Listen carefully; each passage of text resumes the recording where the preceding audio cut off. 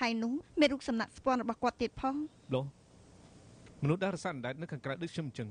គឺយកពីភាពលំបាកវេទនារបស់ពួកអនិកជនចិនយើងឬនៅខាងក្រៅប្រទេសណាខ្ញុំជឿជ្រាបពីមនុស្សសែនចេតនារបស់តួអង្គនេះហើយ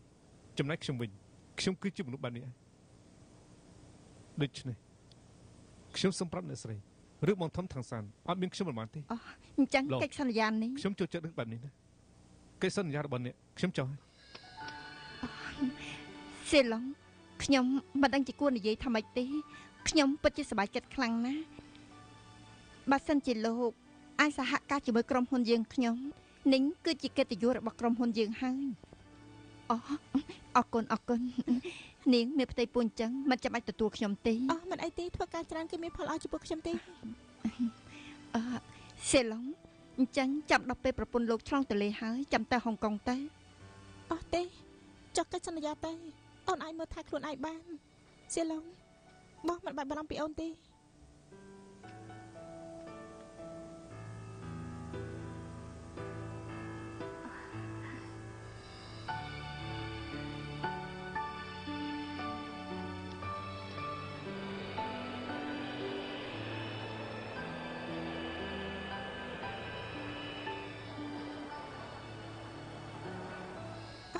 ពួកគាត់មកហើយសៀវម៉ាំមិនជើជើសួស្តីសូមស្វាគមន៍អញ្ជើញមកហុងកុងសូមស្វាគមន៍មើលចុះនៅឲ្យខ្ញុំទៀតលោកក៏អញ្ជើញមកនាងគឺជាតួឯកស្រីរបស់យើងលើកនេះពួកយើងត្រូវសហការគ្នាហើយពិតជាស្មានម្ដងតើកែស៊ីខ្ញុំនៅលើយន្តហោះមើលបទនិពន្ធរបស់ធំខាងសានរហូតខ្ញុំហ៊ាននិយាយថារឿងកាយវិការមហិមាជាងគេលើលោកនេះចិត្តកើតហើយល្អខ្ញុំជឿថាមានលោកចូលរួមគឺរឿងបងធំនៅខាងសានរបស់យើងប្រកាសជាជោគជ័យល្អណាស់ល្អពួកយើងចេញដំណើរទៅ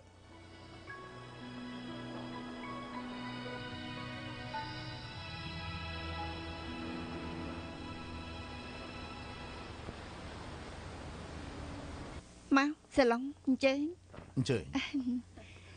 តកែស៊ីលើកនេះសេឡុងមកហុងកុងមិនមែនជាការងាយស្រួលទេមិនត្រឹមតែឃ្លាតឆ្ងាយពីប្រពន្ធដែលជិតឆ្លងទន្លេនោះទេហើយថែមទាំងបដិសេធនឹងកិច្ចសន្យាពួក Hollywood ទៀតផងខ្ញុំអរគុណលោកលីហើយលោកលីមិនណាក្រុមហ៊ុនភាពយន្តជាហឺយើងទើបតែបង្កើតមកមិនយូរប្រហែលទុករលកធំខ្យល់ផងភ្លៀងផងលោកលីអាចបោះបង់ចោលភាពយន្តនៅ Hollywood ហើយឃ្លាតឆ្ងាយពីប្រពន្ធកូនមានផ្ទៃពោះមកជួយសង្គ្រោះក្រុមហ៊ុនតូចនេះពិតជាទង្វើមួយដ៏មានគុណធម៌ខ្លាំងមែនខ្ញុំអរគុណលោកខ្លាំងណាស់និយាយតាមត្រង់ចុះគ្រាន់តែឮថាលោកត្រឡប់មកហៅកុងវិញភ្លាមអញ្ចឹងអ្នកដឹករឿងរបស់ខ្ញុំឈ្មោះហួងលីនោះបាននាំអ្នកភាពយន្តទាំងអស់ទៅថៃហើយកំពុងតែដើររកទីកន្លែងទៀតផងល្អណាស់ណាអរគុណលោកមិនចាំបាច់គូសំពេកទេខ្ញុំឮថា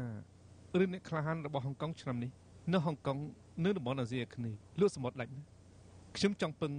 អ្នកទាំងពីរជួយរកភាពយន្តដែលលក់សមុទ្រដាច់ជាងគេក្នុងរយៈពេលប្រហែលឆ្នាំនេះឲ្យខ្ញុំមើលអត់បញ្ហាទេឥឡូវខ្ញុំទៅរៀបចំសិនបានទេបាទ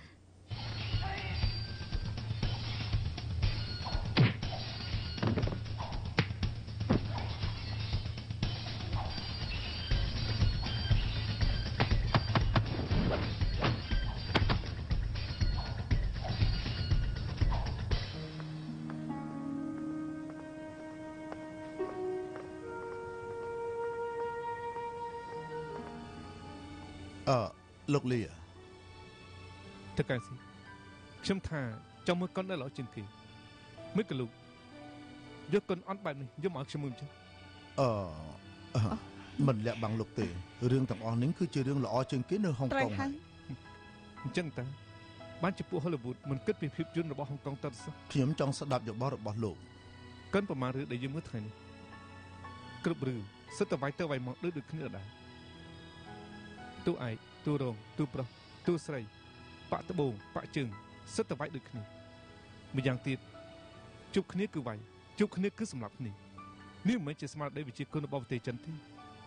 គ្រូវិជាគុណក្នុងប្រវត្តិសាស្ត្ររបស់ប្រទេសចិនដូចជាមហាកំបិតអ៊ុងអ៊ូហ៊ូយិនជាស៊ុនអ៊ីហ្វុងតែនរណាម្នាក់ដែលសម្លាប់មនុស្សដូចល្ងួនចឹងអ្នកវិជាគុណទាំងអស់ដែលនៅក្នុងសាច់រឿងចេះតែវិជាគុណអត់មានរូបពីជាអ្នកក្លាហានសោះឬវិជាគុណគួរតែសម្ដែងវិជាគុណមិនមែនឬវិជាគុណសម្ដែងភាពខុសខើនោះទេបើនិយាយអាក្រក់ស្ដាប់ ខ្ញុំយល់ថាអ្នកនិពន្ធរឿងវិជាគុណរបស់ហុងកុងអ្នកដឹកនាំរឿងនិងទូសម្ដែងអ្វីទៅហៅថាអ្នកក្លាហានអ្វីទៅហេតុផលនៃវិជាគុណពួកគាត់ចេះដឹងតិចតួចណាចិត្តទៅវាយប្រេះប្រាស់អញ្ចឹងគេច្បាស់ជាថាទូសម្ដែងខ្លាំងខ្លាំងគឺនិយាយថាមិនចឹងដូចជាកូនក្មួយម្នាក់ងងក់ហួហានអញ្ចឹងបែបនេះទៅបច្ចេកជាមួយនឹង Hollywood មិននឹងកើតទេត្រូវហើយមិនជឿសំដីដែលមានខ្លឹមសារបែបនេះលោកលីនិយាយមិញត្រូវតែនិយាយប្រាប់អ្នកផលិតរឿងណាខ្ញុំដឹងហើយអាយ៉ា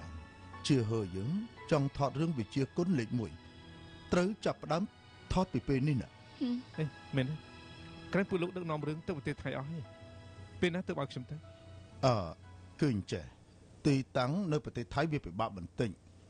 ខ្ញុំគឺតែចង់ឲ្យលោកលីស្នាក់នៅហុងកុងប្រហែលថ្ងៃចាំទៅត្រូវហើយ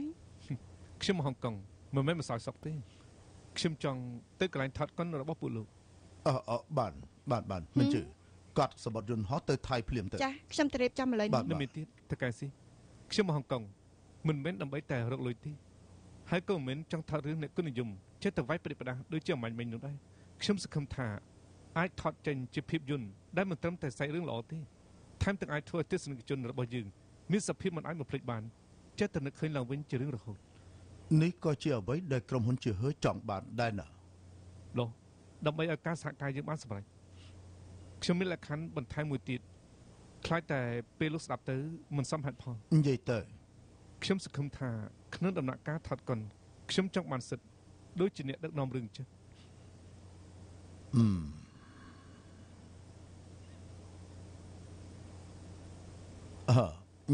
អញ្ចឹងបានយើងជួបក្នុងនិយាយគ្នាណា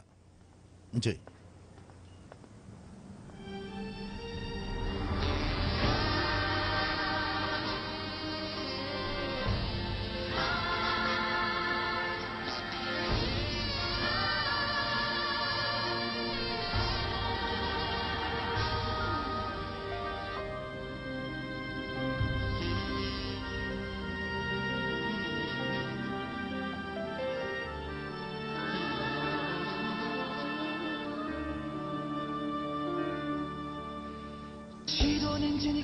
江江越过了大洋，孤身一人只换了辛苦。你赤手空拳，后三招不实，极大的宇宙震荡，四海翻腾，四海翻腾，四海翻腾。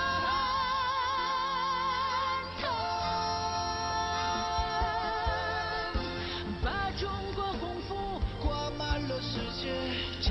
块屏让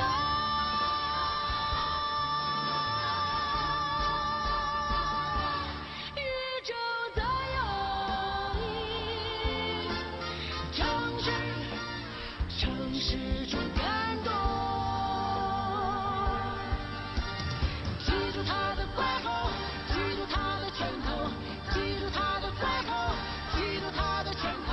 荧光棒的拳头，拳头，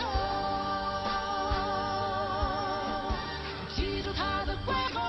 记住他的拳头，记住他的怪吼，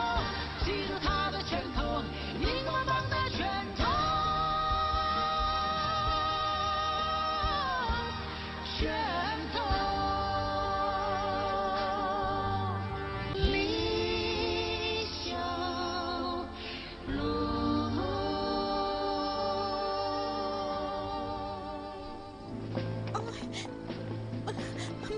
ទេកុំបារម្ភអីនេះជារឿងធម្មតាទេចាំខ្ញុំទូរស័ព្ទឲ្យសុលុកមិនកុំអីមិនអាចគាត់បានអារម្មណ៍ទេបានហើយអ្នកស្រីឈប់និយាយទៀតទៅឆាប់ឡើងឆាប់យកឲ្យវាយបានមកលើឡើងឆាប់ឡើងសិលងឆាប់ឡើងចេញចូលក្នុងអើលើឡើងសិលងនេះគឺតាំងថតកុនរបស់យើងលោកហ៊ុងនៅខាងនោះអាយ៉ាសិលងមិនជេសូមស្វាគមន៍អ្វីយើងមានអស់ហើយនៅខ្វះតែលោកទេគឺរងចាំលោកមកថតនឹងណាខ្ញុំមិនទម្លាប់ឲ្យគេទស្សនាខ្ញុំទេលោកហ៊ូមកតាមផ្លូវខ្ញុំគិតរហូតបទនិពន្ធនេះមានប្រមាណចំណុចត្រូវកែលម្អ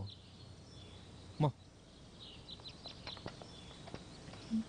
តែ សៀឡុងជើញ អរគុណ សៀឡុងយើងទៅសន្តាគារសម្រាប់សិនទៅចាំចាប់ផ្ដើមធ្វើការបន្ទប់សម្រាប់ខ្ញុំរៀបចំរួចហើយយប់នេះខ្ញុំជប់លៀងជូនលោក អរគុណខ្ញុំនៅជាមួយនឹងក្រុមការងារយើងចុះឥឡូវរឿងសំខាន់ពួកយើងត្រូវឆាប់ពិភាក្សាគ្នាពីរឿងបាត់និពន្ធ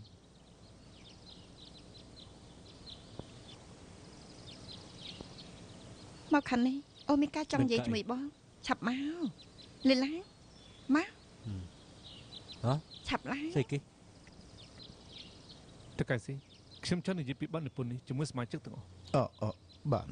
តើមានរឿងអី នេះបងញ៉ាំថ្នាំហើយនៅ ផឹកអី ញ៉ាំស្អីទៅនេះ អាយ៉ា នេះគឺអូនយកមកពីអាមេរិកឲ្យបងញ៉ាំក្រោយពេលបាយត្រូវចាំណាអូត្រាស់ហើយអូមីកាចង់និយាយជាមួយបងទៀត មានការអី កាប់ពិតក៏គ្មានរឿងអីធំដុំដែរតែកែស៊ីសង្ឃឹមថាបងសហការជាមួយសៀឡុងបានល្អ មិនមានតែស្អីលីសឡុងជាតារាភាពយន្តហុងលីបងក៏ជាអ្នកដឹកនាំរឿងដ៏ល្បីឈ្មោះនៅហុងកុងដែរ អូនក៏ដឹងថាបងជាអ្នកដឹកនាំរឿងដ៏ល្បីឈ្មោះហើយពាក្យចាស់ពោលថាភ្នំមួយមិនអាចមានខ្លាពីរឥឡូវពិតជាចាប់ខ្លាពីរមកដាក់ជាមួយគ្នាមែននេះសៀឡុងជាភ្ញៀវដែលអូនអញ្ជើញមកពីហូលីវូដរឿងអីក៏ដោយបងទៅតែអត់ឲ្យបន្តែងគ្រប់គេទៅបានទេកុំធ្វើឲ្យតកែស៊ីមានការពិបាកអី បានបងដឹងហើយ ល្អ ទៅយើង ទាំងអស់គ្នាជាបឋមខ្ញុំយល់ថានេះជាបាត់និពន្ធដ៏អស្ចារ្យមួយប៉ុន្តែវាមិនល្អគ្រប់10ទេប្រហែលជាអ្នកទាំងអស់គ្នាមិនដឹងទេ លោកហ៊ុន កាលជា10ឆ្នាំមុនខ្ញុំគឺជាស្ដេចបិសាចពិភពគុណដ៏ល្បីឈ្មោះនៅលើផ្លូវជីវឡុង បងចាររកកាយប្រវត្តិបងទៀតហើយមែនទេ ស៊ីម៉ាន់នាងកំសាន្តខ្ញុំនាងគួរតែយល់ចិត្តខ្ញុំកាលខ្ញុំមិនទូចគឺអញ្ចឹងក្រោយមកខ្ញុំបានវាយមេជនអន្តពេលធ្វើឲ្យមានរឿងបើមករត់ទៅអាមេរិកគឺមិនបានទេមុនពេលទៅរឿងដែលបណ្ដាញខ្ញុំបារម្ភជាងគេនោះគឺខ្លាចខ្ញុំទៅដល់ស្រុកក្រៅនៅវាយគ្នាបង្ករឿងទៀតបណ្ដាញរបស់ខ្ញុំក៏ឲ្យបន្តគុជមួយដល់ខ្ញុំលើកទៅនោះសរសេរអក្សរថាអត់ធ្មត់រកពេលដែលខ្ញុំត្រូវគេធ្វើបាបព្រឹកខ្ញុំចង់តដៃវិញខ្ញុំក៏យកបន្តគុជនេះចេញមកឲ្យតែខ្ញុំឃើញបន្តគុជនេះគឺខ្ញុំមិនហ៊ានតដៃទេប៉ុន្តែមានពីរលើកខ្ញុំនឹងទៅវាយគេលើកទី1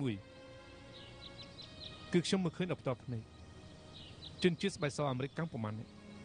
បានចាប់តកងឡានតាក់ស៊ីស្បែកខ្មៅម្នាក់ដាក់លើម៉ាស៊ីនកាត់ខ្ញុំត្រឹមល្មមក៏វាយពួយយគុំស្បែកសនោះដួលនៅលើដីលើកទី2គឺពេលដែលខ្ញុំរៀននៅក្នុងសាលាបច្ចេកទេសអ្នកខ្លះបកកែខាងការ៉ាតេជនជាតិជប៉ុនម្នាក់បានជាប្រមាថទាំងបើកចំហថាជនជាតិចិនគឺអ្នកជំងឺអាស៊ីបូពីក្រោយមកខ្ញុំក៏វាយម្នាក់នោះដួលនៅលើដីគេក៏រត់ទៅបាត់ទៅប៉ុន្តែទាំងពីរលើកនេះគឺសុទ្ធតែស្ថិតនៅក្រោមស្ថានភាពត្រង់នេះមកទឹកខ្ញុំវាយគេ ខ្ញុំយល់ហើយគំនិតរបស់លោកគឺចង់យករឿងដែលលោកឆ្លងកាត់ផ្ទាល់មកដាក់បញ្ចូលក្នុងសេរីរឿងរបស់ធំនៅចង្សាររបស់យើងនេះតែអញ្ចឹងមែនទេ ត្រូវគឺបានអញ្ចឹងពេលកណ្ដាលមុននៅរឿងនេះតួឯករឿងរបស់ធំທາງសានឈ្មោះឆឹងឆៅអានគឺជាតួអង្គដែលត្រូវគេប្រមាថឈ្មោះនេះនឹងមានចិត្តអត់ធ្មត់នៅពេលដែលគេចាក់ចេញពីផ្ទះមិនអាចគេបានឲ្យបន្តគុជគេមួយគេក៏យកមកពាក់លើកបន្តគុជនេះបានរំលឹកគេគ្រប់ពេលថាមិនអាចប្រើហិង្សាប្រេះផ្ដាស់ដាច់ខាតពាក្យកណ្ដាលមុននៃសាច់រឿងនេះគឺយកចិត្តអត់ធ្មត់មកធ្វើជាទំនោរចឹងឆៅអានត្រឹមហើយត្រឹមទៀតនៅពេលដែលជនអន្តពាលវាយបែកបន្តគុជដែលនៅមុខដើមទ្រូងគេនោះអារម្មណ៍របស់តួឯកក៏បានឈានដល់កម្រិតដែលមិនអាចទុកចិត្តបានចឹងឆៅអានក៏ដាច់ចិត្តវាយគេវិញសាច់រឿងក៏ឈានដល់កម្រិតកំពូលដែរចឹងឆៅអានតែម្នាក់ឯងប្រយុទ្ធជាមួយនឹងជនអន្តពាលដែលមានអាវុធជាច្រើននេះមិនចេះភ័យខ្លាចដល់ទទួលបានជ័យជំនះធ្វើឲ្យជនជាតិចិនយើងទាំងអស់យល់ថាគេខ្លាំងអស្ចារ្យណាស់ ត្រូវនិយាយបានល្អ ត្រូវហើយល្អណាស់ខ្ញុំយល់ថាកាយអញ្ចឹងគឺមានមនោសញ្ចេតនាបបើអត្តន័យក៏ពេញលេញប្រកាសជាអស្ចារ្យណាស់ប្រកាសជាល្អមើលណាស់ហើយមែនទេ ក៏ប៉ុន្តែណា